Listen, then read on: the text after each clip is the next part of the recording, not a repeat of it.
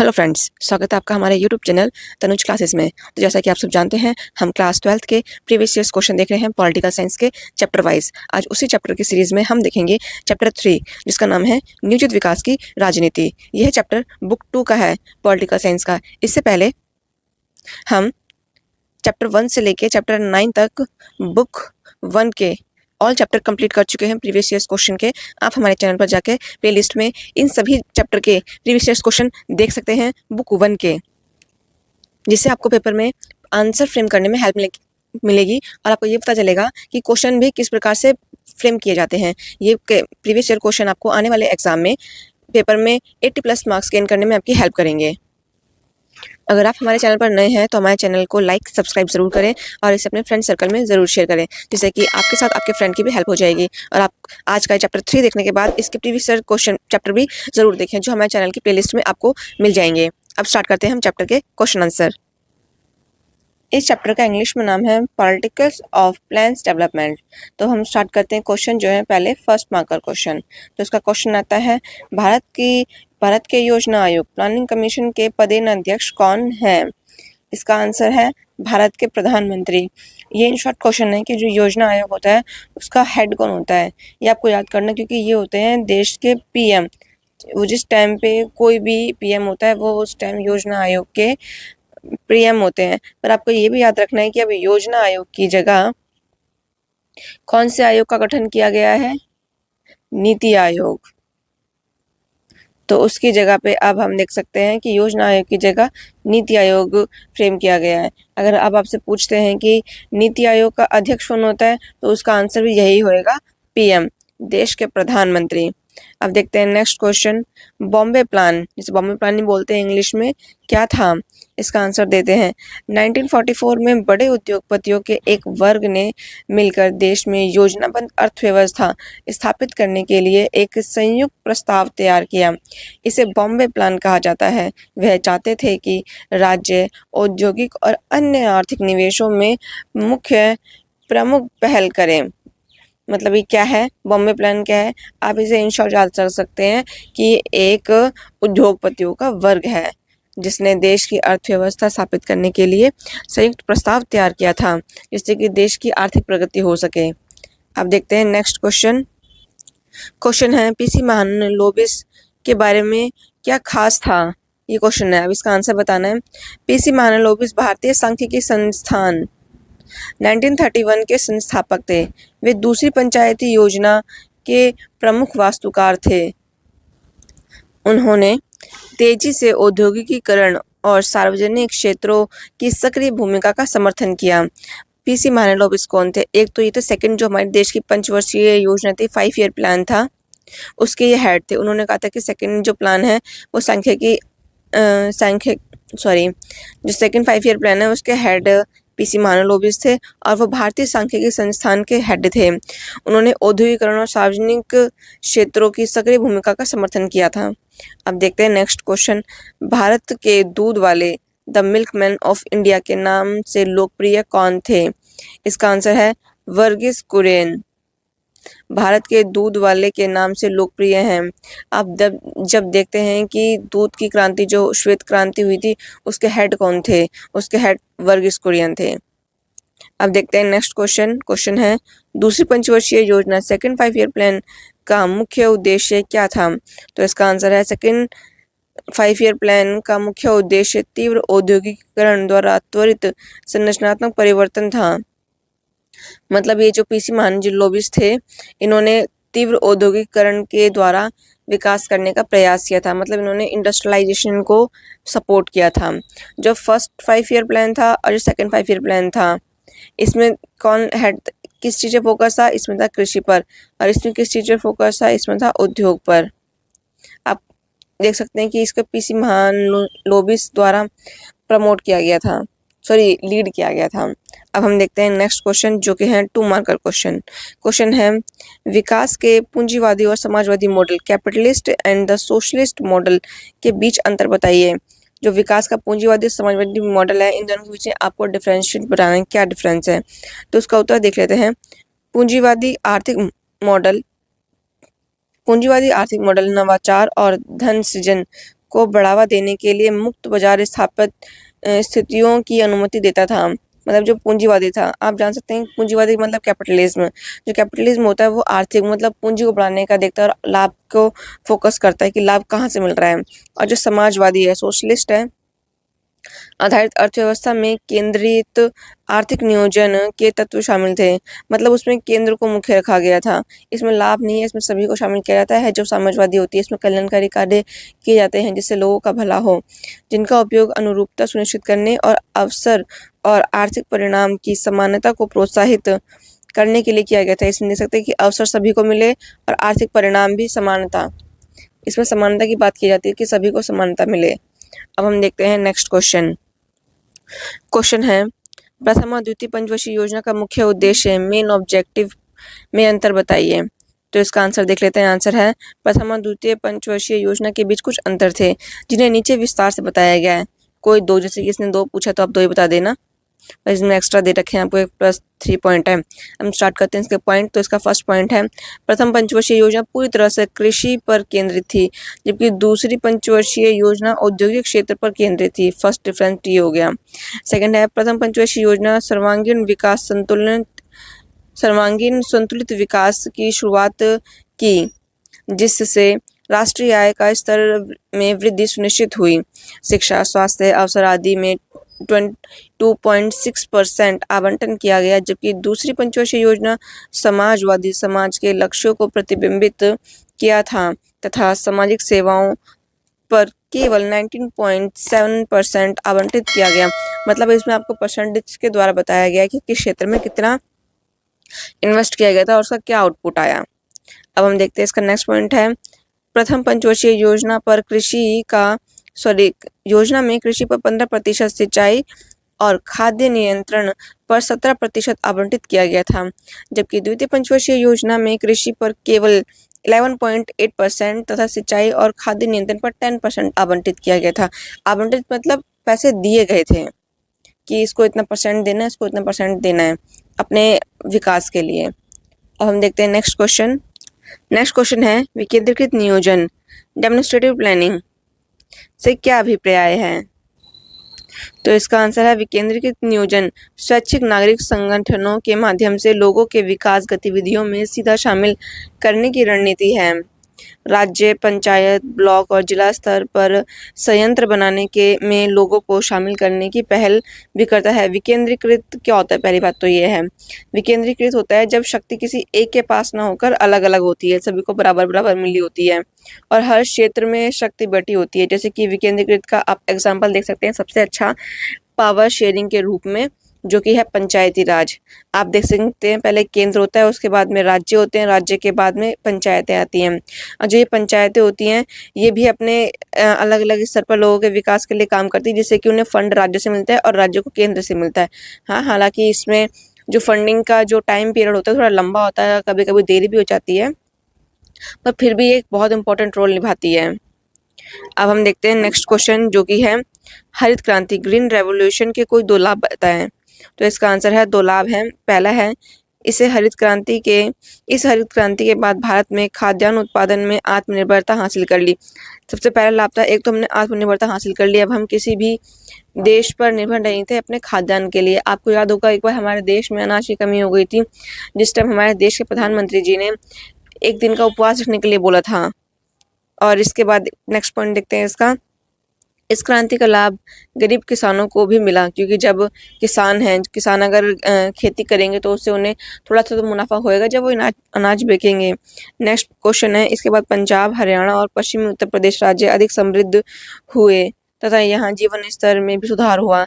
पर ये देख सकते हैं जो ये सुधार हुआ था ये कुछ टाइम के लिए था, क्योंकि इसमें जो कृषि की गई थी उसमें ज़मीन का अधिकतर पानी इस्तेमाल किया गया था, और जबकि इस क्षेत्र में जिस प्रकार की कृषि यहाँ की जाती है उस कृषि के लिए उपयुक्त पानी नहीं था। देखते हैं, इस प्रकार पहले सामाजिक फिर राजनीतिक और आर्थिक रूप से इन राज्यों ने किसानों की स्थिति में सुधार करा। मतलब हरित क्रांति के बाद में हर क्षेत्र में किसानों की स्थिति में सुधार हुआ। नेक्स्ट क्वेश्चन है, भारतीय संदर्भ में आर्थिक नियोजन इकोनॉमिक प्लानिंग का अर्थ और महत्व लिखिए। इसका आंसर है, नियोजन हमेशा देश के आर्थिक विकास में महत्वपूर्ण भूमिका निभाता है। नियोजन मतलब प्लानिंग होता है, देख सकते हैं आप। आर्थिक नियोजन नियोजित अर्थव्यवस्था की नीति का अनुसरण करके आर्थिक विकास के लक्ष्य को प्राप्त करने की एक रणनीति है। नियोजन लोगों के लिए विकास के नए अवसर खोलता है और जीवन स्तर को भी बढ़ाता है। नियोजन ये होता है कि अगर हम कोई कार्य स्टार्ट करते हैं उससे पहले हम उसकी प्लानिंग कर लें कि ये काम ऐसे करना है स्टेप बाय स्टेप। अगर हम उसी प्लानिंग के अकॉर्डिंग कोई काम करते हैं तो वो ऑब्वियसली बात है वो सफल होएगा ही, उससे हमें कुछ ना कुछ तो पॉजिटिव पॉइंट मिलेंगे ही। उसके बारे में इसमें बताया गया है। अब हम नेक्स्ट क्वेश्चन स्टार्ट करते हैं जो कि है 4 मार्कर। तो इसका फर्स्ट क्वेश्चन है मिश्रित अर्थव्यवस्था मिक्स्ड इकोनॉमी के भारतीय मॉडल के प्रमुख परिणामों मतलब मेजर आउटकम का मूल्यांकन करें। परिणाम मतलब आउटकम। अब इसका आंसर देख लेते हैं। इसके प्रमुख परिणाम हैं, पहला है निजी क्षेत्र और सार्वजनिक क्षेत्र में अच्छी तरह से विकसित हुआ। मिश्रित अर्थव्यवस्था वो है जिसमें गवर्नमेंट और पीवीटी मतलब प्राइवेट दोनों इकोनॉमी मिक्स होती हैं। किसी एक को प्रायोरिटी नहीं देकर दोनों को इक्वल रखा जाता है। मतलब निजी और सार्वजनिक क्षेत्र अच्छी तरह से विकसित हुए। सेकंड पॉइंट, राज्य प्रमुख उद्योगों को नियंत्रित करते हैं। मतलब जो राज्य होता है ना, हमारे देखिए राज्य मतलब हमारा देश जो ना सिर्फ जो इम्पोर्टेंट उद्योग है सिर्फ उन्हीं को लीड करता है और औद्योगिक बुनियादी ढांचे उपलब्ध कराता है मतलब जो इम्पोर्टेंट है उनका स्ट्रक्चर उन्हें मुहैया कराता है। नेक्स्ट है विस्तारित सार्वजनिक क्षेत्र में शक्तिशाली व्यापक हितों को उपलब्ध कराया जिन्होंने लाइसेंस और परमिट प्रणाली स्थापित करके निजी पूंजी के लिए पर्याप्त बाधाएं खड़ी कर दी। अब जो सरकार के पास में जो मेन उद्योग थे उसको सरकार ने विकसित करने के लिए बहुत सारी स्थितियां लागू कर दी थी, जैसे कि थी लाइसेंस हो गया, परमिट प्रणाली हो गया। इसी प्रकार से उसने निजी क्षेत्रों के लिए भी कई बाधाएं हो गई थी। उन्हें अपना काम करने में कई सारी दिक्कतों का सामना करना पड़ रहा था, क्योंकि जब भी उन्हें कोई भी काम करना है उससे पहले उन्हें सरकार की अनुमति लेनी है। अब नेक्स्ट पॉइंट है राज्य ने उन क्षेत्रों में हस्तक्षेप किया जहां निजी कंपनी लाभ कमा रही थी।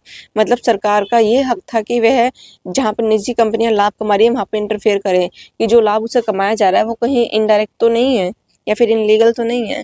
राज्य की नीति के घरेलू बाजार में वस्तुओं के आयात और उत्पादन को प्रतिबंधित कर दिया गया। मतलब राज्य ने जो घरेलू बाजार में वस्तुओं का आयात हो रहा था उसे प्रतिबंध कर दिया, ताकि जो राज्य में वो हमारे देश में जो उत्पादन हो रहा है उसी को लोगों में वितरित किया जा सके। अब हम देखते हैं नेक्स्ट क्वेश्चन है स्वतंत्रता की पूर्व संध्या ईव ऑफ इंडिपेंडेंस पर भारत के सामने आधुनिक विकास मॉडल डेवलपमेंट के कौन से 2 मॉडल थे? भारत ने कौन सा मॉडल चुनने का फैसला किया और क्यों? तो इसका आंसर देखते हैं। स्वतंत्रता की पूर्व संध्या पर भारत के सामने आधुनिक विकास के 2 मॉडल थे। वे यूरोप और अमेरिका के अधिकांश हिस्सों में उदार पूंजीवादी मॉडल और यूएसएसआर, आप जानते हैं ये शीत युद्ध के टाइम पे आपने चैप्टर में पढ़ा होगा, ये नाम जरूर पढ़ा होगा, यूएसएसआर के समाजवादी मॉडल थे। मतलब एक तो ये हो गया उदार पूंजीवादी और दूसरा हो गया ये समाजवादी मॉडल। भारत ने यूएसएसआर के समाजवादी मॉडल को चुनने का फैसला किया। इसने सेकंड मॉडल को अपनाया, मतलब यूएसएसआर के समाजवादी मॉडल का, क्योंकि उस समय भारत में ऐसे कई लोग थे जो विकास को के सोवियत मॉडल से बहुत प्रभावित थे। नेक्स्ट पॉइंट है इसने न केवल भारतीय कम्युनिस्ट पार्टी मतलब सीपीआई के नेता शामिल थे, बल्कि समाजवादी पार्टी के नेता और कांग्रेस के भीतर नेहरू जैसे नेता भी शामिल थे। समाजवादी मॉडल को अपनाया गया क्योंकि इसमें समाज के सभी वर्गों को शामिल कर लिया जाता है, पहली बात तो।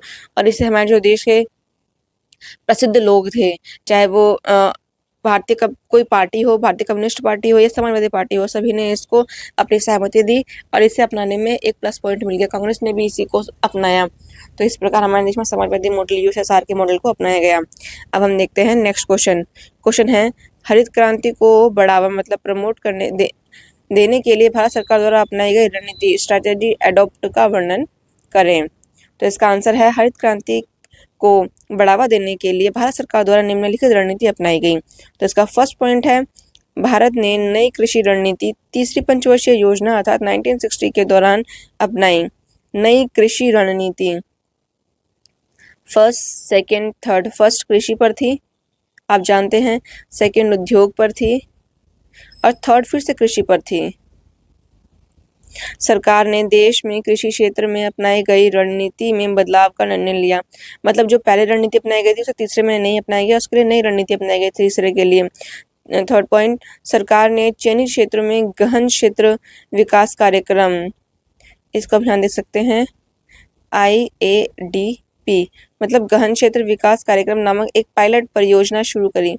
पायलट परियोजना कौन सी थी? गहन क्षेत्र विकास कार्यक्रम। नेक्स्ट पॉइंट है 1966 में खरीफ मौसम में भारत ने पहली बार उच्च उत्पादन देने वाली किस्म का कार्यक्रम HYVP अपनाया। जो ये उसका नाम है फसल का, जिसे हमारे देश में उत्पन्न किया गया था, जिससे कि जो गेहूं की फसल है वह बहुत जल्दी हो जाती थी। अब हम देखते हैं नेक्स्ट क्वेश्चन। उससे पहले मैं आपको बता दूं, अगर आप हमारे चैनल पर नए हैं तो हमारे चैनल को लाइक सब्सक्राइब ज़रूर करें और इसे अपने फ्रेंड सर्कल में ज़रूर शेयर करें, जिससे आपके साथ में आपके फ्रेंड की भी हेल्प होगी और आप दोनों इकट्ठे होकर ये सब देख सकते हैं, या आप सब ये देख सकते हैं कि पेपरों के आंसर कैसे फ्रेम किए जाते हैं और क्वेश्चन कैसे फ्रेम किए जाते हैं और उनके आंसर कैसे लिखे जाते हैं। आई होप ये आपको हेल्प कर रहे होंगे। अब देखते हैं नेक्स्ट क्वेश्चन। क्वेश्चन है, हरित क्रांति के किन्हीं 2 गुणों और अवगुणों, two merit and two demerit की व्याख्या करें। इसका आंसर है, भारत के 2 गुणों के लिए हरित क्रांति के 2 गुण। पहला है, इस क्रांति के बाद भारत में खाद्यान्न उत्पादन में आत्मनिर्भरता हासिल कर ली। इस क्रांति का लाभ गरीब किसानों को भी मिला। सेकंड पॉइंट, इसके कारण पंजाब, हरियाणा, पश्चिम उत्तर प्रदेश राज्य अधिक समृद्ध हुए तथा यहाँ जीवन स्तर में भी सुधार हुआ। इस प्रकार पहले सामाजिक फिर राजनीतिक आर्थिक रूप में इन राज्यों ने किसानों की स्थिति में सुधार हुआ। मतलब आप ये प्लस पॉइंट देख सकते हैं, एक तो आत्मनिर्भर हुआ और जीवन स्तर में सुधार हुआ और सभी स्थिति में किसानों की सुधार की स्थिति देखी गई। अब हम देखते हैं इसके नेगेटिव पॉइंट, अवगुण या नकारात्मक परिणाम। इसका फर्स्ट पॉइंट है, इस क्रांति ने गरीब किसानों और अमीर किसानों के बीच खाई पैदा कर दी। अमीर गरीब की खाई हो गई किसानों के बीच। जमींदारों द्वारा गरीब किसानों के साथ भेदभाव और शोषण का एक व्यापक प्रथा बन गई। मतलब जमींदारों की जो थी शोषण की एक प्रथा बन गई। जो गरीब किसान होते थे वो जमींदारों से पैसे लेते थे, जिससे उन गरीब किसानों को जमींदारों को बहुत पैसा देना पड़ता था और उन्हें हमेशा घाटा ही होता था। कुछ राजनीतिक दल ने इस पर राजनीति शुरू की और विधानसभा तथा लोकसभा चुनाव में सीटें आरक्षित की। नेक्स्ट पॉइंट है, इस क्रांति ने बिचौलियों की शक्ति को भी बढ़ा दिया और जो गरीब किसानों और अमीर जमींदारों के बीच मध्यम के रूप में काम करते रहते थे। मतलब ये कृषि क्रांति से जो था बिचौलियों की स्थिति बढ़ती गई और इनकी संख्या भी बढ़ती गई, जिससे कि जो किसानों से लोगों तक खाद्यान्न पहुंचने में बहुत महंगा हो जाता था और इसका बहुत बड़ा मार्जिन जो बिचौलिए लेते थे अपने हक के लिए। देखते हैं, इसलिए बिचौलियों ने ऐसी स्थिति पैदा कर दी कि किसान गरीब हो गए, बिचौलियों का राजनीतिक ताकत भी बढ़ गई। मतलब जो राजनीतिक रूप से बिचौलिए बहुत अपने स्तर को बढ़ाते गए।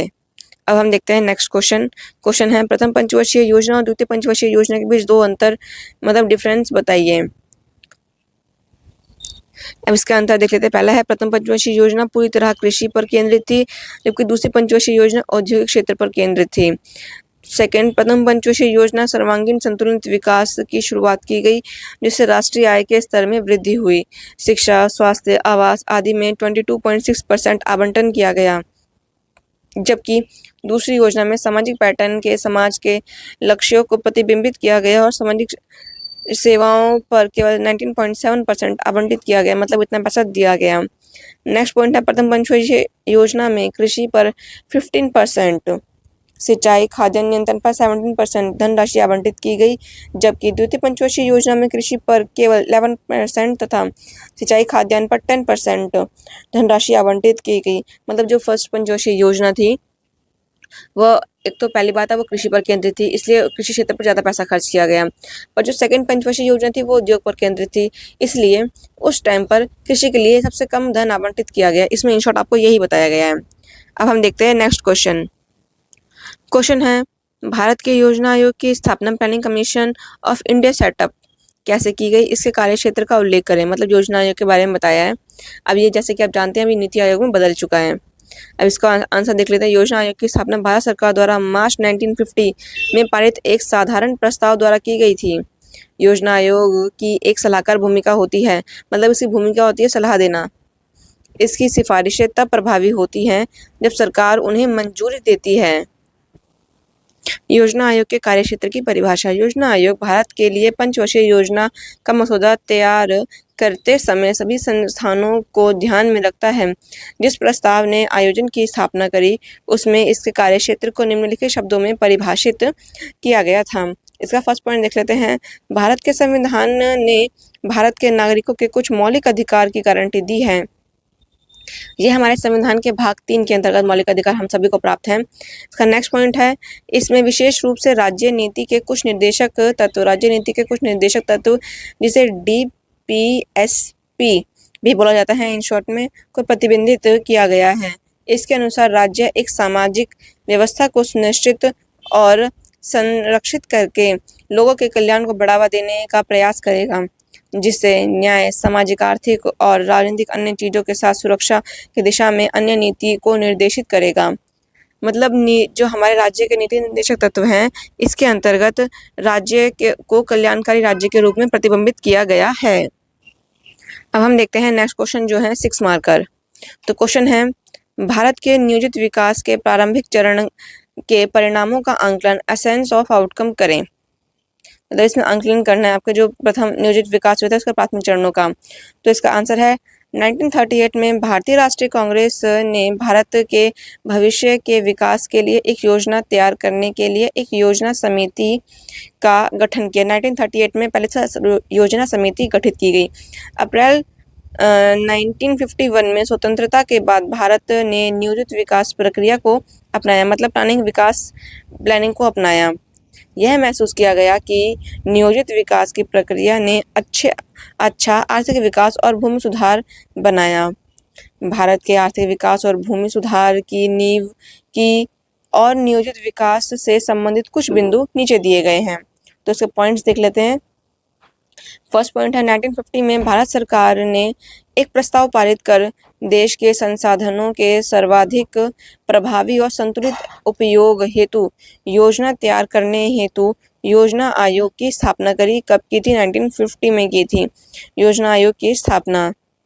अब इसका देखते हैं हम नेक्स्ट पॉइंट है, योजना आयोग के विकास की प्रक्रिया शुरू की जिससे जीवन स्तर में सुधार होगा और नए अवसर उपलब्ध होंगे।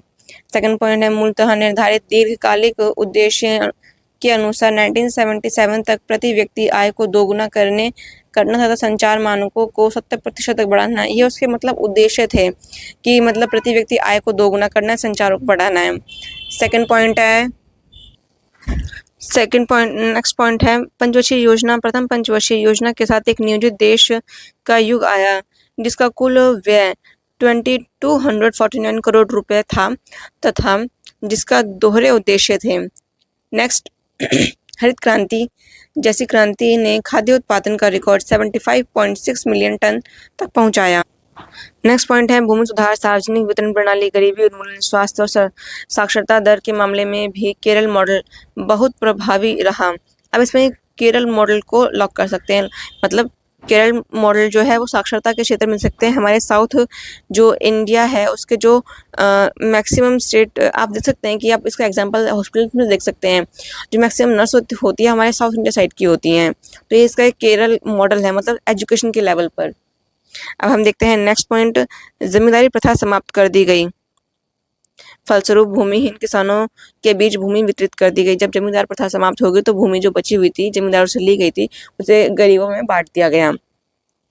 इसके अलावा श्वेत क्रांति और नीली क्रांति ने देश के विकास की गति दी। श्वेत क्रांति जानते हैं दूसरी क्रांति है, उसी प्रकार नीली क्रांति मतलब जल पशु होते मतलब मछली वगैरह से संबंधित जो क्रांति हुई थी उसे कहते हैं नीली क्रांति। अब हम देखते हैं नेक्स्ट क्वेश्चन। यह है नेक्स्ट क्वेश्चन और नेक्स्ट और लास्ट क्वेश्चन है। इससे पहले आपको बता दूं, अगर आप हमारे चैनल पर नए हैं तो हमारे चैनल को लाइक सब्सक्राइब जरूर करें और इसे अपने फ्रेंड सर्कल में ज़रूर शेयर करें। अब क्वेश्चन देख लेते हैं। क्वेश्चन है, नए भारत के निर्माण के लिए योजना आयोग द्वारा शुरू की गई पहल अर्ली इनिशिएटिव क्या थी?